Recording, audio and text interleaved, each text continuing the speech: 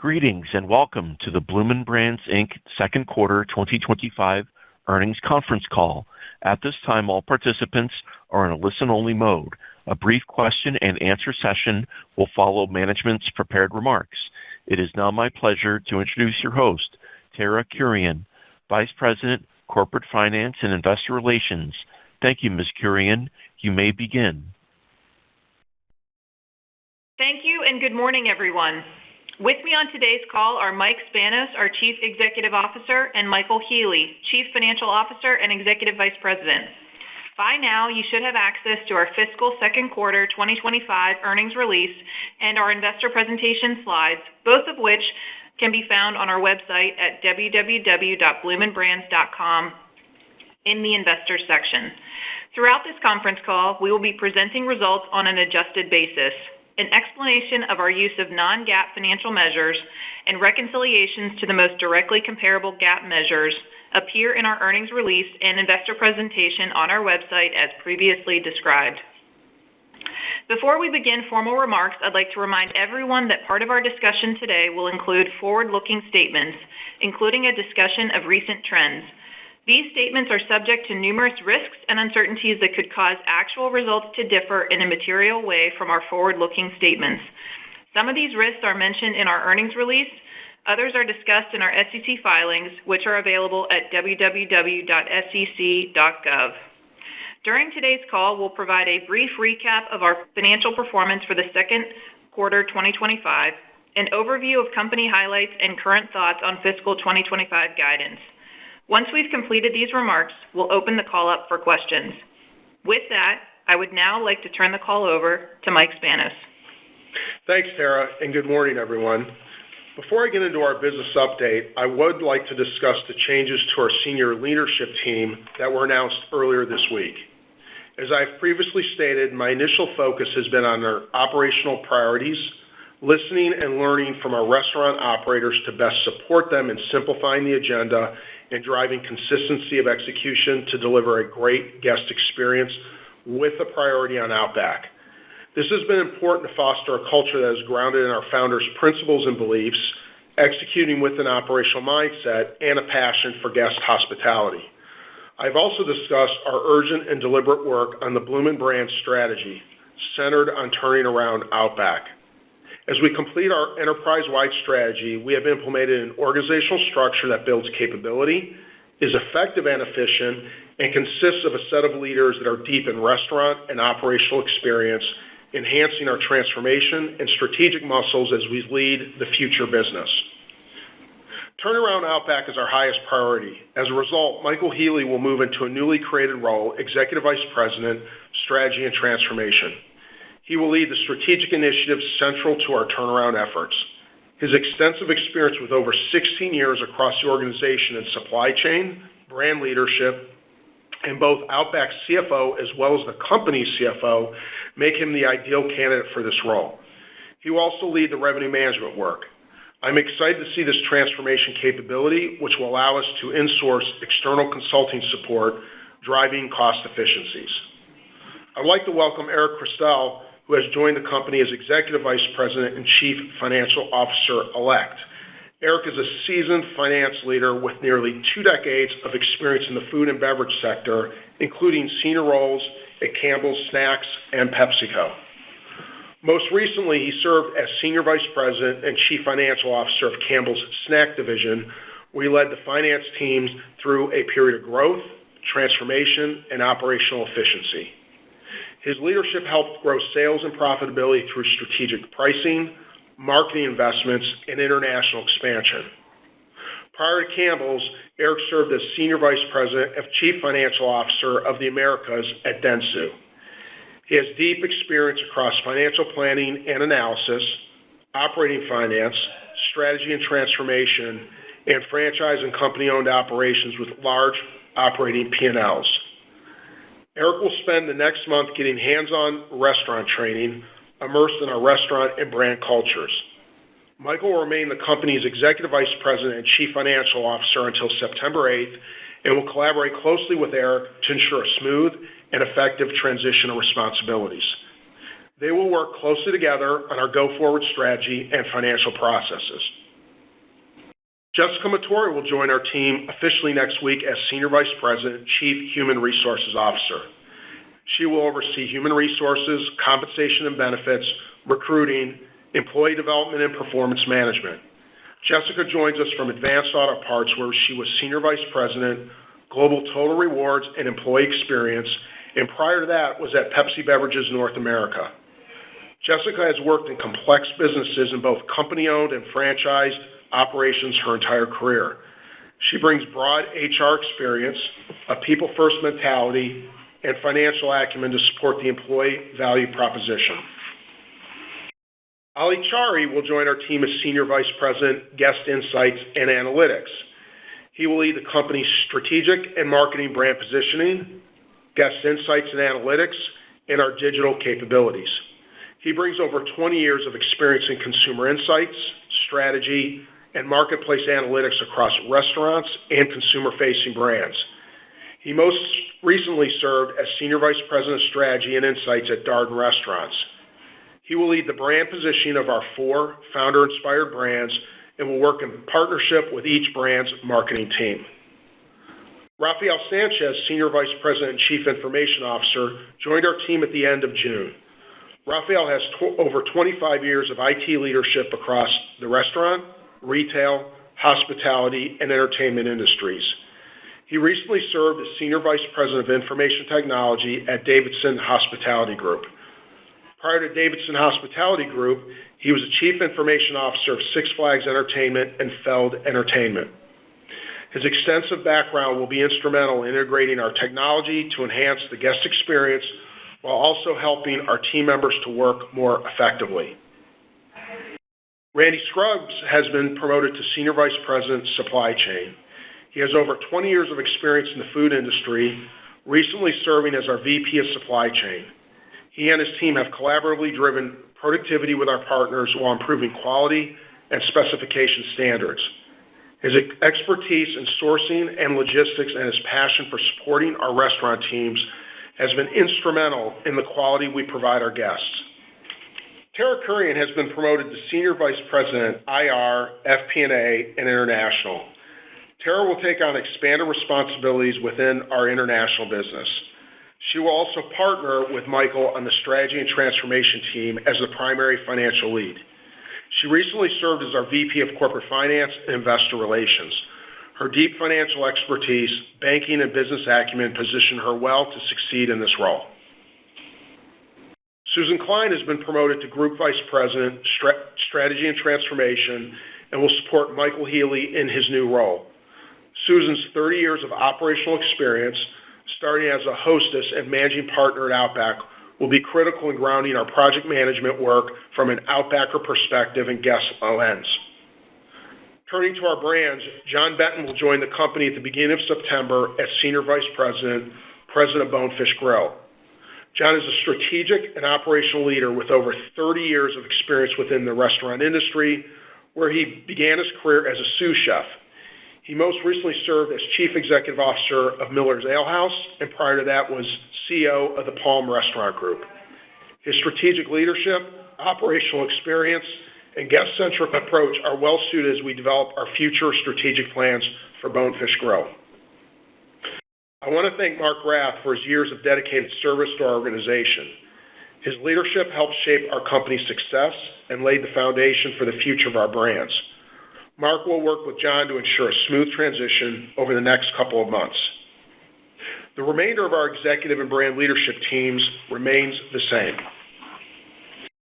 Our brand leaders have spent their careers as operators, growing sales and profits, serving guests with a passion, and making an impact on people. I am excited that we have the right team in place to foster a culture grounded in accountability, hospitality, inclusion, and fun. We are in the early stages of turning around Outback. This team believes in our potential and is committed to the hard work to grow sales and profits in each restaurant. Before I move on to the business update, I wanted to thank our people. The more time I spend with our people and our guests in the restaurants, as well as with our restaurant support center team members, I increasingly see the passion our people have about serving our guests, taking care of each other, and making it happen every day. I'm proud to have the privilege of leading this organization. I will now discuss our second quarter results and progress on our operational priorities. Our second quarter results highlight the progress we are making on our operating priorities. We saw sequential improvements in U.S. traffic, which was down 2% in Q2, 190 basis points better than Q1. Our Q2 sales comp of negative 10 basis points reflected an improvement from Q1 of negative 50 basis points. We had solid Mother's Day and Father's Day holidays across our brands. Traffic performance at Outback strengthened throughout the quarter, driven by the Aussie 3-course offering. We also saw continued positive comp sales growth at Carrabba's, driven by strong off-premises, including catering and experiential wine dinners. Fleming's maintained sales momentum with strong holiday and in-restaurant traffic, driven by events and catering platforms. While we are making progress, we are still losing share in the industry as defined by Black Box. We know our in-restaurant dining is our biggest opportunity. We know that it will take time to reverse our market share trends given the state of our business, and we remain focused on improving our execution every day. We have made progress on our operational priorities. I'll first discuss simplify the agenda and driving consistency of execution before we discuss the Outback turnaround. Menu reductions across brands are now fully implemented. We expect further reductions to the Outback menu to be implemented as we learn more in tests. We streamlined menus both on and off premise, removed items with low sales mix, low satisfaction scores, or items that did not travel well. We removed seasonal LTOs from Outback, which has allowed the team to focus on everyday execution.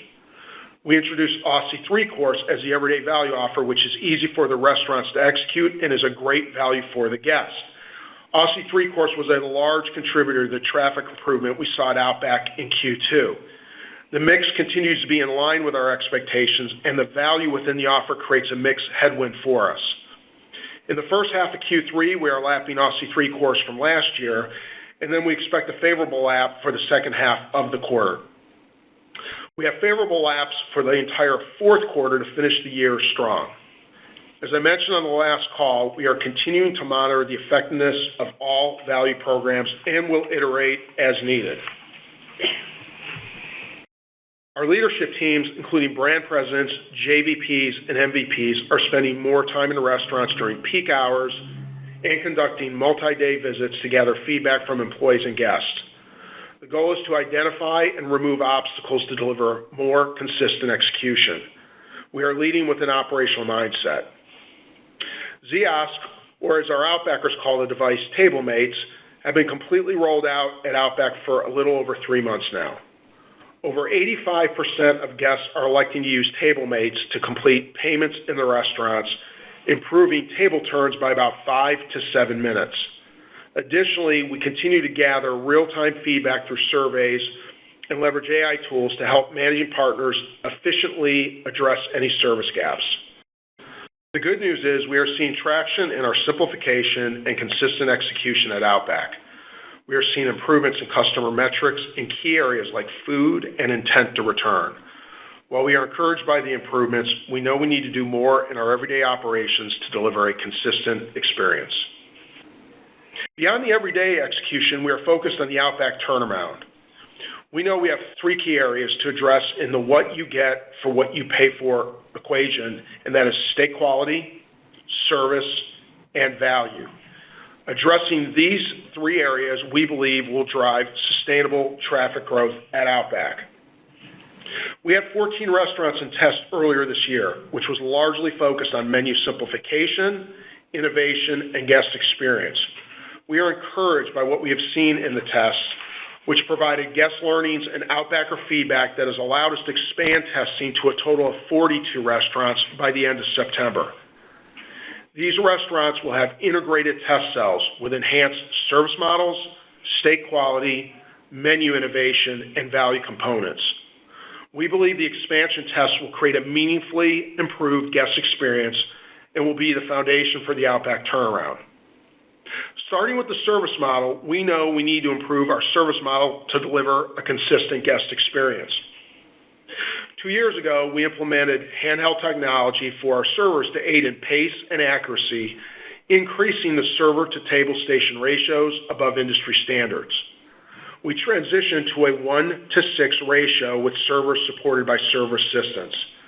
The increased table ratio has not delivered a consistent guest experience. I have seen this challenge for our teams and guests, especially during peak hours.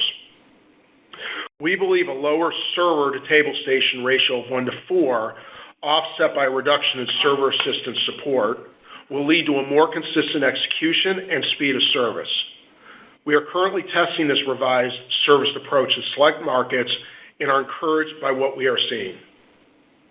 On steak quality, we completed a thorough menu satisfaction survey earlier this year.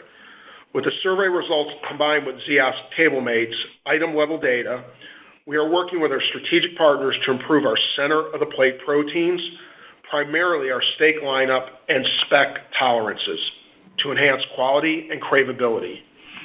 We have tests in selected markets that include enhanced product specs and updated execution processes. As a steakhouse, we have to lead with great steak quality. On menu innovation and value, we are testing opening price points across categories, as well as different offerings, leveraging work we are doing on revenue growth management.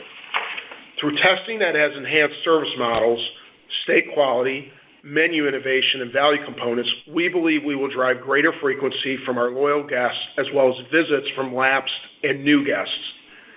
Given our average guest frequency of 2 times per year, it will take some time to see the traffic benefits, and we will provide updates as we learn more.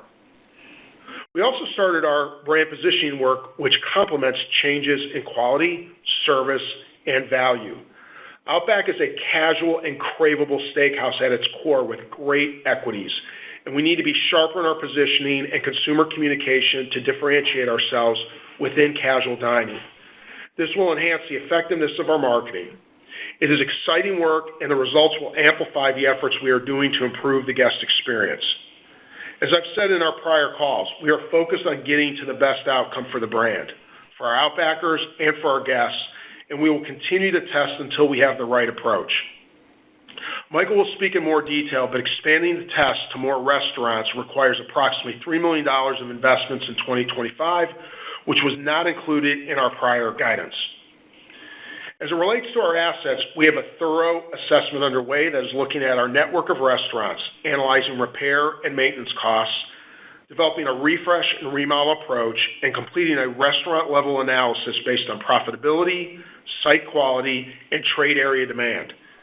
We completed the repair and maintenance survey at the end of the second quarter, and we'll use the findings to help prioritize the remodel scopes.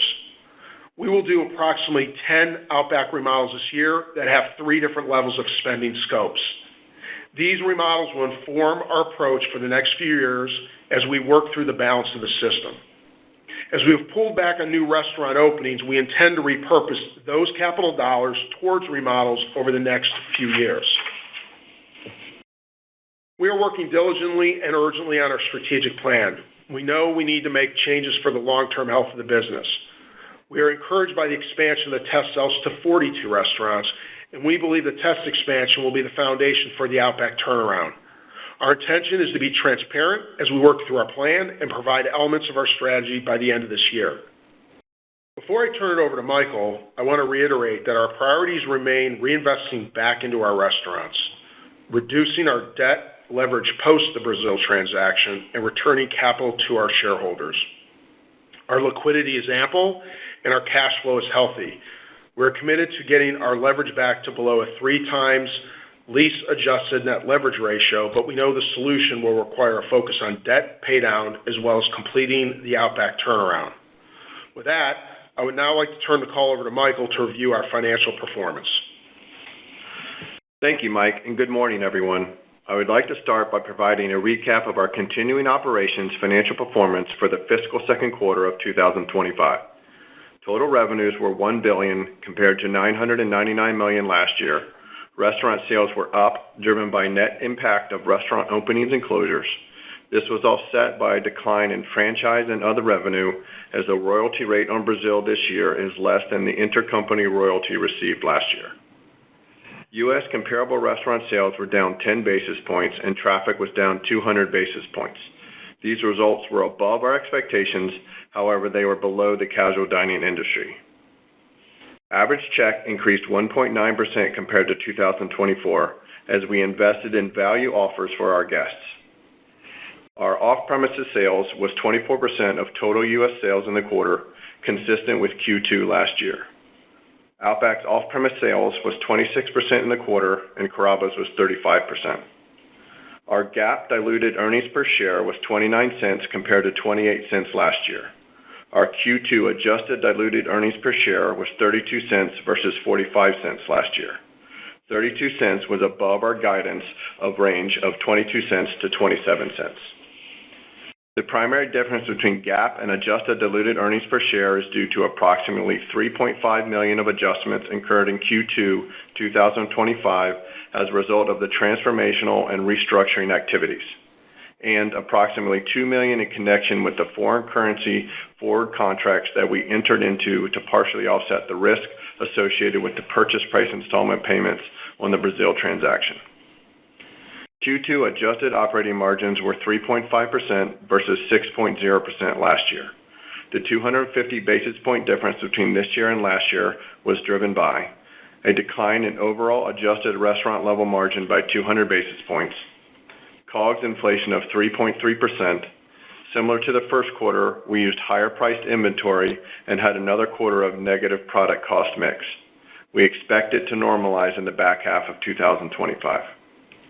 Labor inflation of 3.4% as we continue to experience inflationary pressure on wages.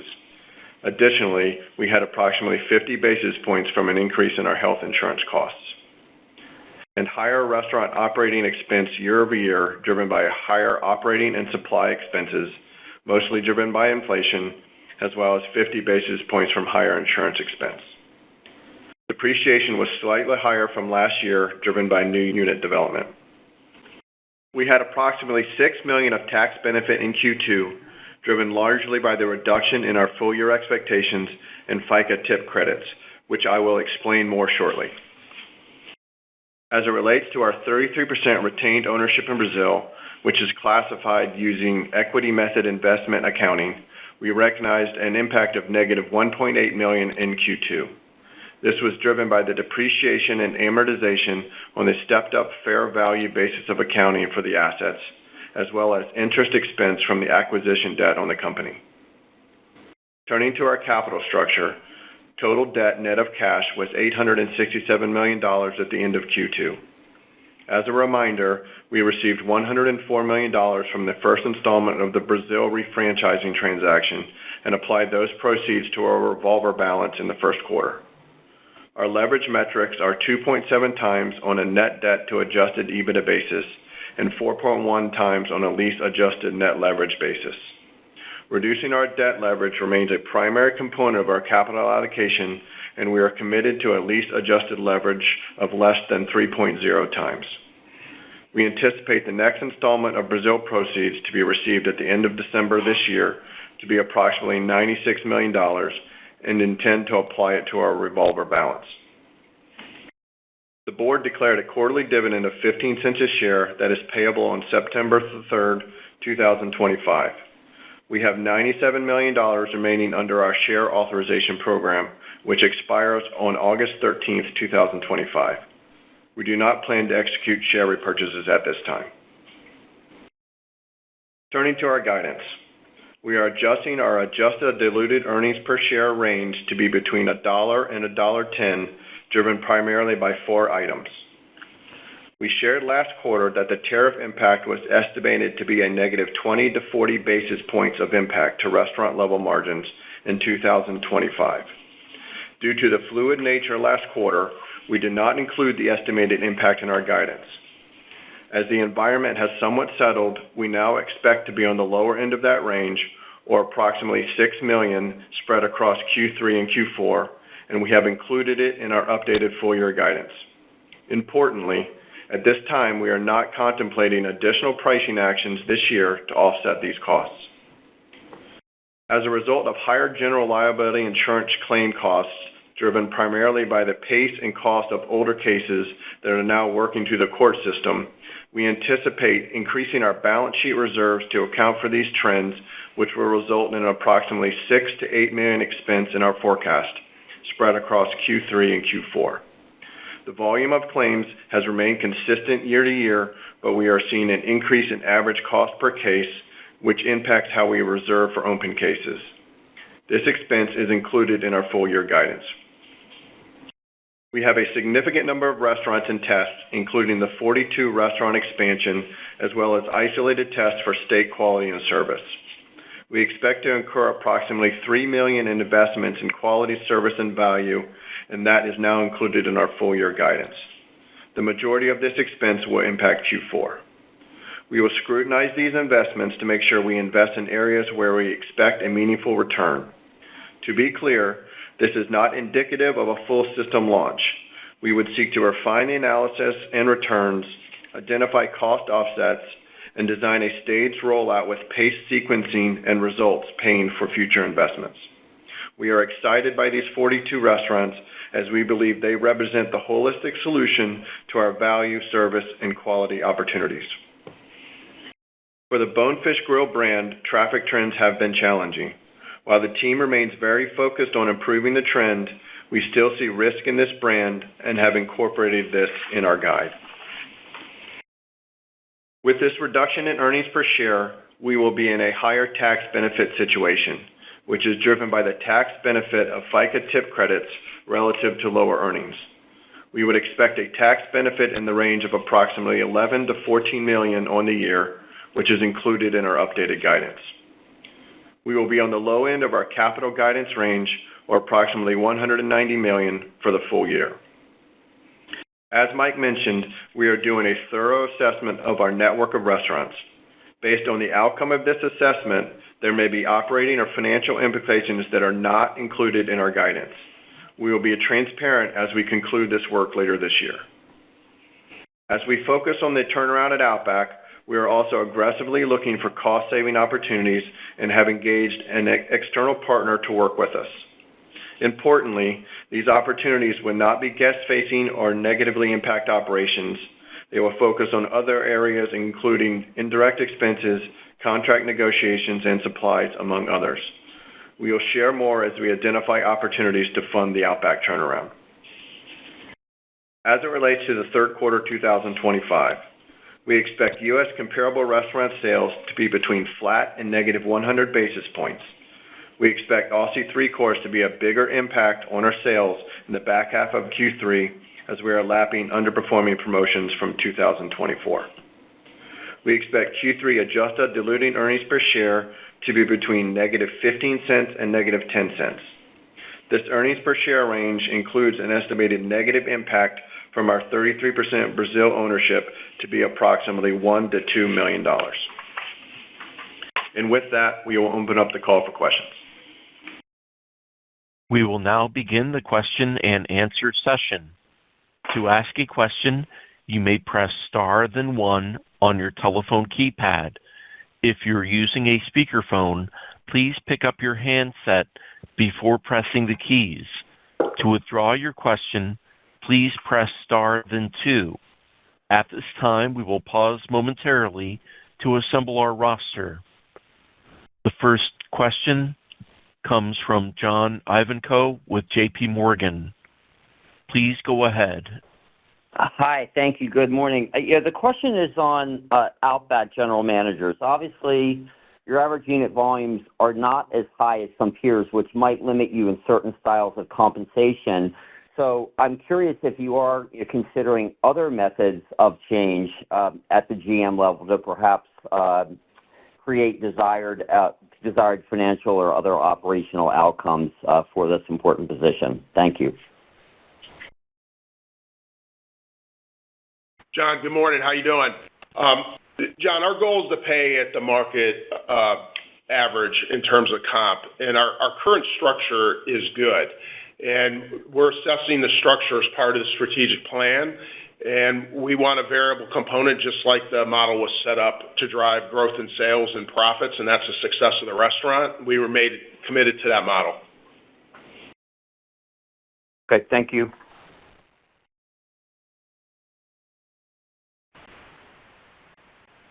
The next question comes from Jeff Bernstein with Barclays. Please go ahead. Hi, good morning. This is Pratik on for Jeff. Mike, just a bigger picture question on the Outback turnaround. Clearly, you're doing a lot of work in improving the service, the quality, the value. You're doing remodels, so obviously there's a lot of initiatives currently going on. Can you just help us prioritize where you see the biggest opportunity in the near term? And, if we were to kind of gauge this, what inning do you think you are in this process? Thanks. Well, as I've said, we're in the early innings, and the turnaround takes time. And I think we'll continue to learn as we go forward. And I think the fundamental of this is it's all about we want to have a really good equation in terms of what you pay for what you get for. And what that means is we're going to be very focused on service model. We're going to be very focused on steak quality. And we're going to be very focused on our value components. And we're going to continue to test and learn. Appreciate that. The next question comes from Alex Slagle with Jefferies. Please go ahead. Thanks. Good morning. I wanted to ask a little bit more on the Aussie 3-course, and if you can dial in a little bit more on what you learned about these transactions and customers that ordered the deal, just if there's any info on sort of check size or add-ons or frequency, and just maybe some more thoughts on how you want to keep this offer fresh and evolve it going forward. Yeah, good morning, Alex.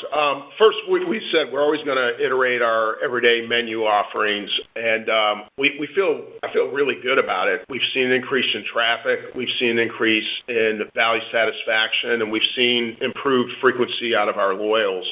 And I feel really good about it. And I think that's been the primary reason we've seen a nice traffic uptick, as I said, in Outback. Specific to your question, as I've said before, we've seen that about 2/3 of the guests are trading up to the higher levels at the $17.99 and $20.99, which has been good. There's a bit of a mixed headwind out of it, but we know it's necessary and it's included in our guide. I also like when you look at it, we've got about 20% of the guests are trading up on desserts as well. So I like the behavior. The guests like the value. They know the incentive curve, and a big bunch of them are paying more for more. Thanks. The next question, Jeff Farmer with Gordon Haskett. Please go ahead. Thanks and good morning. You did touch on it a bit, but just drilling down on the initial 14 Outback test restaurants, can you just share some of the more impactful, or I would say surprising early findings from this test group? What's really got your attention and your focus as you've looked at these 14 restaurants, even though it's been just a short period of time? Yeah, good morning. Well, the first thing we learned and I learned is the potential of the brand is tremendous.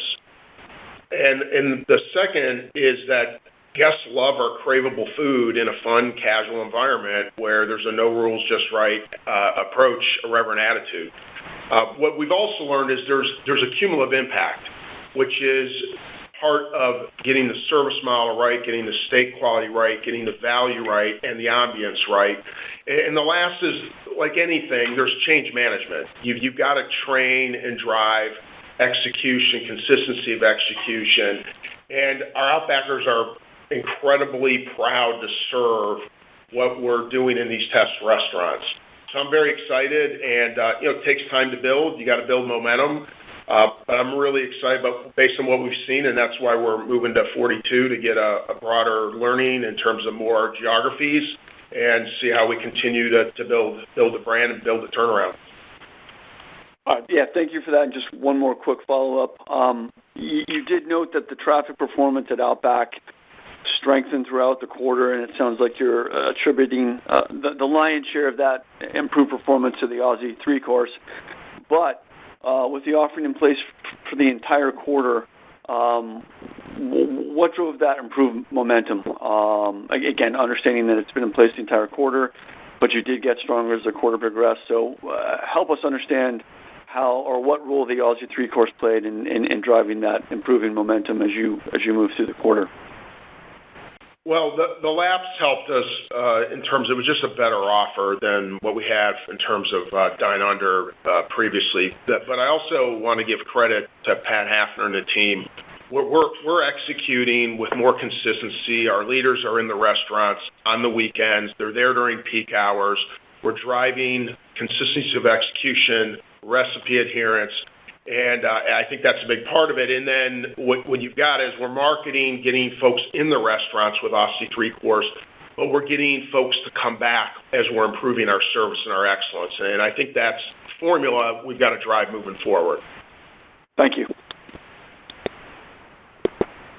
The next question comes from Brian Mullan with Piper Sandler. Please go ahead. Hey, thanks. I wanted to ask about the menu reduction actions at Outback. I think in April you reduced by 10%. I guess, one, can you just talk about how that's going from a guest experience and an employee experience perspective? And then two, from the prepared remarks, it sounds like you might see the opportunity to take off more, even if you do need to test it. So just talk about what's making you think there's still more room to go. Well, our Outbackers really like it because we've simplified the operation, and we're also seeing our guests give us a response that we're just creating and developing and executing better products and executing much better, more consistently. In terms of the numbers, we're down about 15% on the menu. If you just go off the rough numbers, we were in the mid-80s. We got down to low 70s with the reduction in terms of menu items. And we'll continue to iterate and look to get into probably the mid-60s over time. That seems to be the right formula as we've been looking at the menu innovation. And we'll continue to do more. Okay. And then a question on Carrabba's good same-store sales result there, positive traffic. Maybe just talk to what was behind that strength. And, I know the Outback turnaround is the number one priority, but I'm wondering if there are some strategic changes going on at Carrabba's underway as well. We did. The Carrabba's team, I'm really impressed with how they're thinking about day part conversion. So I start there. That team has done a good job in terms of channels and converting guests across the day. And specifically strength, we saw good momentum on the experiential wine dinners, events that bring in guests both for lunch and dinner in restaurant. We've seen really nice momentum on catering. We've had good luck with our bistro sandwiches that have been driving the catering business, as well as our OPD has continued to grow. So it's all the above. The next question comes from Sara Senatore with Bank of America. Please go ahead. Hey, good morning. Thanks for the question. This is Isaiah on for Sarah. Just wanted to ask really quickly about the decision to pull back on advertising in the quarter. Seems to have helped out other OpEx. And then I have a follow-up after that. Yeah, so our advertising, we run about 2.5% of sales. And I wouldn't call it a reduction. What we've reduced, we've just gotten more effective with our marketing spends. We've reduced our non-working marketing, less creative, less content, more focus on our ROIs, which channels we're pushing, and that's allowed us to just be more efficient and effective with our marketing. Got it. Thank you. Very helpful. And then just a quick question on labor. Seems like it came in a little pressured this quarter, and appreciating that you spoke earlier about just lowering the server to table station ratio. Just want to know where we are with labor investments, what more there is to come, kind of how much has already been invested into labor year to date, just especially with labor inflation being the primary driver of that higher labor cost this quarter. Thank you. Well, I'll start with the service model. In terms of the server-to-table station ratio, as we're testing the 1-6 to 1-4, there, just to be clear, we're reallocating costs. We don't see that as a major investment, just in terms of how your server assistant hours move off and then how you have your servers. So I don't see that in any way as any type of major investment. We also have really started to improve and look at how we drive our hot schedule AI laboring tools, and the Outback team's gotten very behind that in terms of just flexing labor to flex labor up when we have more guests in the restaurants and flexing down when we have less demand in the restaurant. So it's really about just getting the right amount of people at the right time to take great care of our guests, and that's where we're flexing more, and I think you'll see more of that use of tools to be more efficient in the labor spend. Yeah, just to share, as far as overall labor inflation, we've been running around 4%, which has been pretty consistent for actually almost a couple of years now, and so we anticipate that to be our go forward inflation rate at least through the end of this year. Thank you. The next question comes from Jared Hludzinski with BMO Capital Markets. Please go ahead. Good morning. Thanks for taking the question. So you mentioned that the repair and maintenance survey was complete and are planning for 10 remodels in 2025. Could you provide any additional details on your survey findings and scope of work needed to be done to bring some of the older assets up to standard, and then any initial thoughts for the level of remodels we could potentially see in 2026?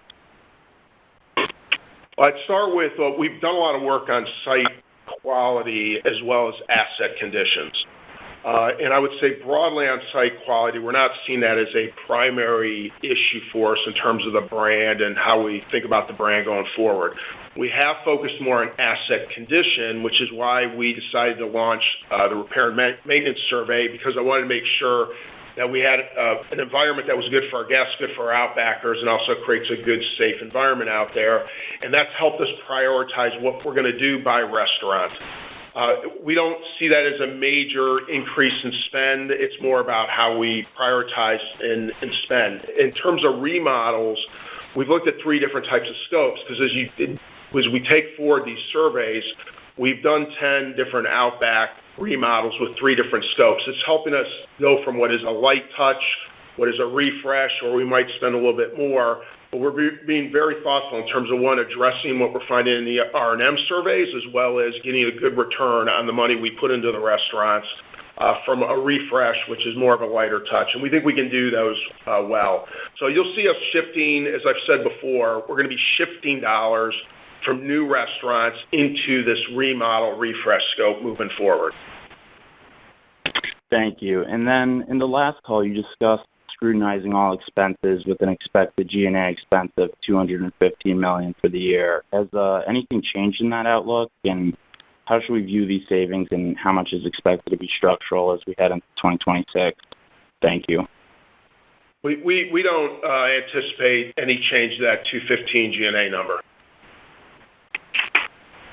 Great. Thank you. The next question comes from Teddy Farley with Goldman Sachs. Please go ahead. Hi, thanks for taking the question. I was curious if you could give some detail on how Outback is performing in various regions of the country. I previously mentioned some weakness across the South. Are you still seeing that? And what, if anything, you're doing to position the brand better in those markets? Thanks.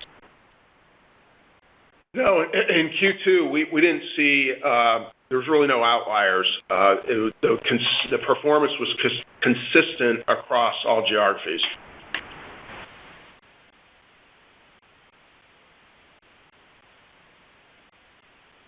This concludes our question and answer session. I would like to turn the conference back over to Mike Spanos for any closing remarks. Thank you once again for your investment and support of Bloomin Brands. I want to close by thanking our people for their passion, resilience, and commitment to excellence. Thank you.